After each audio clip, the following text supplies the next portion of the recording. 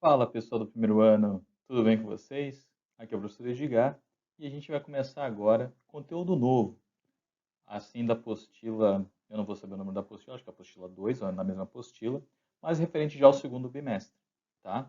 Aqui em cima, vocês podem ver, opa, aqui, aqui, aqui em cima, né? Vocês vão ver ali que já estamos no módulo 17, tá? Então, hoje tem esse vídeo sobre o Império Bizantino. O meu próximo vídeo vai ser a correção das atividades.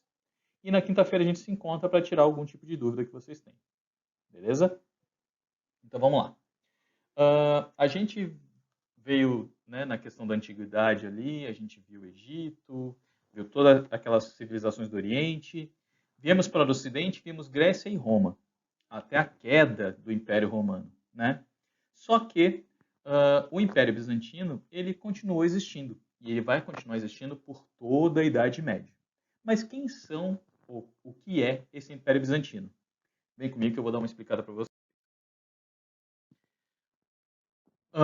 Constantinopla vai ser construída na cidade de Bizâncio, que ficava ali numa das colônias antigas da Grécia, tá? E aí o que vai acontecer? O imperador Constantino, ele já sentia que em algum momento da história Roma seria invadida.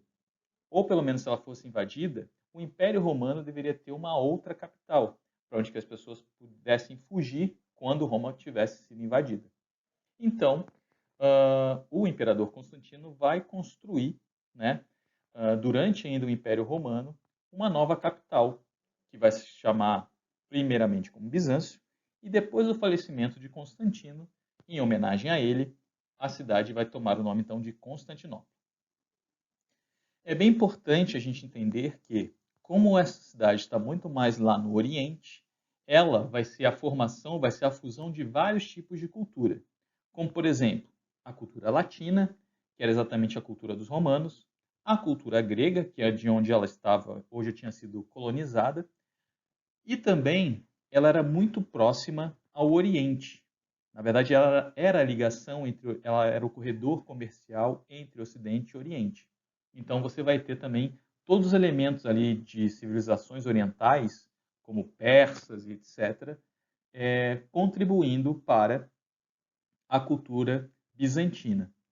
E, obviamente, você vai ter nesse momento a expansão do cristianismo. Então, você também vai ter a cultura cristã colaborando aí para a formação da cultura bizantina. E aí o que vai acontecer? Constantino vai construir essa nova cidade lá, Constantinopla, e aí um dos seus herdeiros, né, que vai ser o Teodósio, ele vai dividir o império, e aí vai surgir o Império Romano do Ocidente com a capital em Roma, e o Império Romano do Oriente com a capital em Constantinopla. Ele vai dividir os impérios e quem vai herdar, digamos assim, esses impérios são os filhos de Teodósio. O Honório vai ficar com o Ocidente e o Arcádio vai ficar com o Oriente. Quais são as características principais, né, do Império Bizantino? Na política, né, temos aí o césaropapismo. O que é o césaropapismo? Ele vem de duas palavras, César e Papa. César é exatamente o imperador e Papa era o chefe religioso. Então, para o Império Bizantino, não havia a divisão das duas coisas. O chefe político também era o chefe religioso. Então, o chefe de Estado, o imperador, também vai chefiar a igreja, não vai ser o Papa, ok? Então, você vai ter essa característica política no Império Bizantino. A economia bizantina vai ser de base agrícola e escravista, exatamente herdando essas características lá de Roma, tá? Só que ela tem um adicional. Lembra que eu falei que ela ficava no extremo, né, na divisão ali entre Ocidente e Oriente?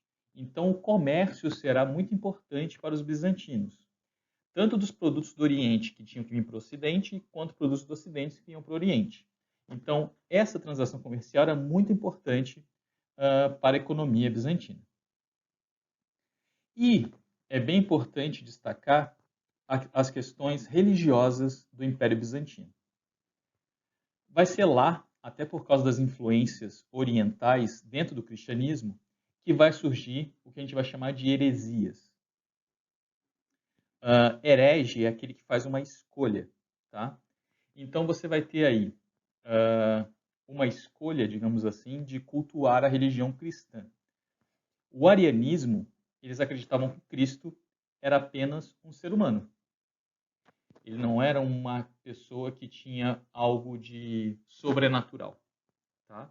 Então os arianos, eles vão exatamente acreditar nessa natureza humana de Cristo. Já os nestorianistas, ou nestorianismo, eles vão acreditar que Cristo tinha duas naturezas, tanto uma natureza humana como uma natureza divina. Isso é muito importante a gente pensar a questão dos milagres de Cristo, né? Os milagres de Cristo é muito ligado à dimensão divina dele, né? Então os arianos não acreditavam nisso.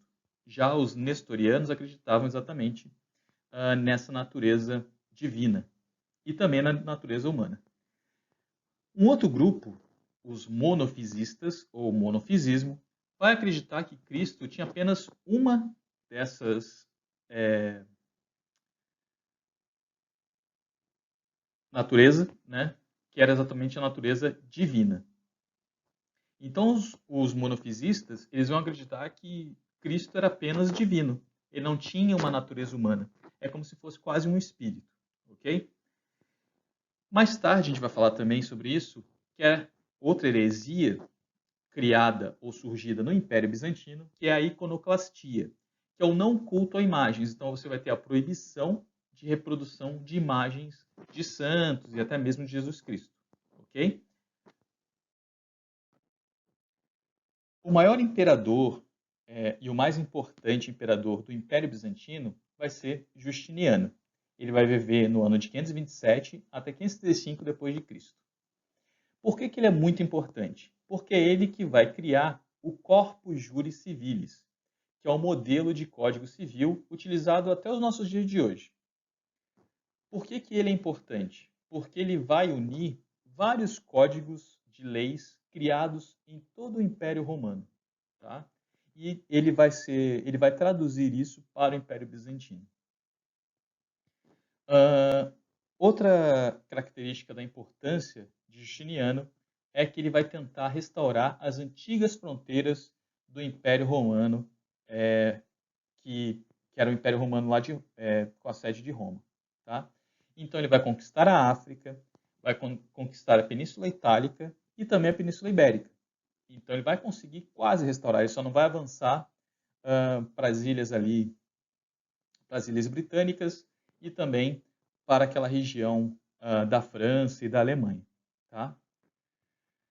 Por que o Império Bizantino vai acabar, já que ele conseguiu estender tanto suas fronteiras?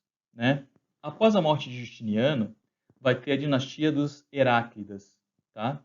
E os Heráclidas não vão conseguir manter as fronteiras daquele tamanho.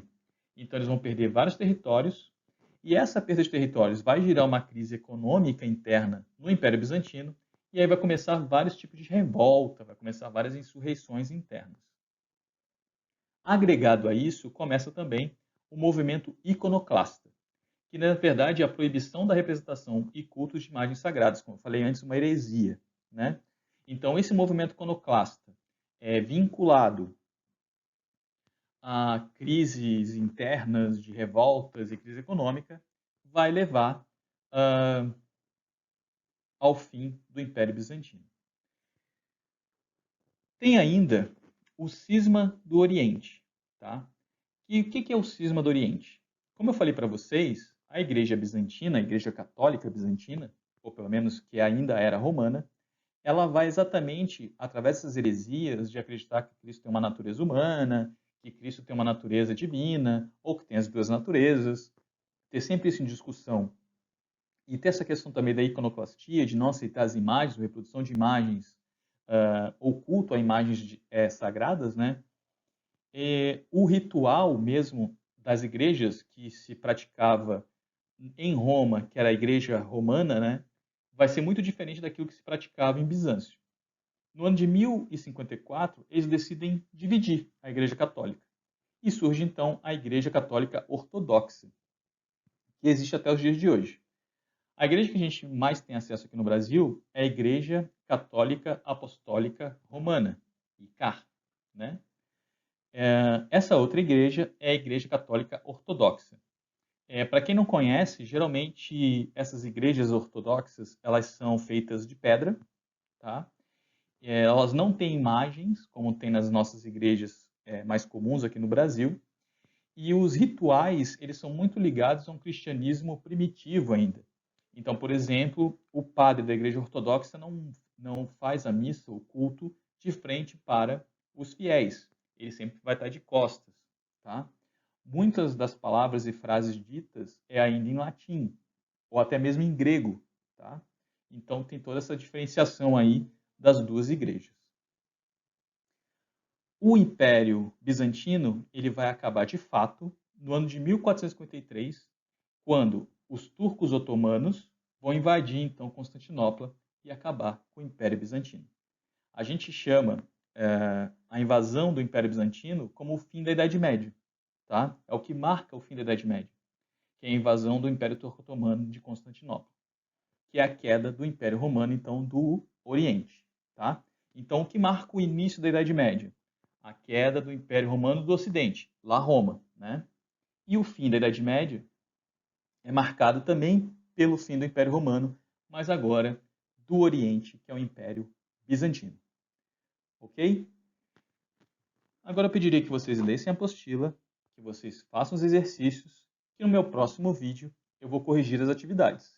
Dúvidas, vocês podem comentar, me mandar e-mail, lá no Google Classroom, ou também na nossa aula ao vivo na quinta-feira. Tá bom? Um abraço e até lá!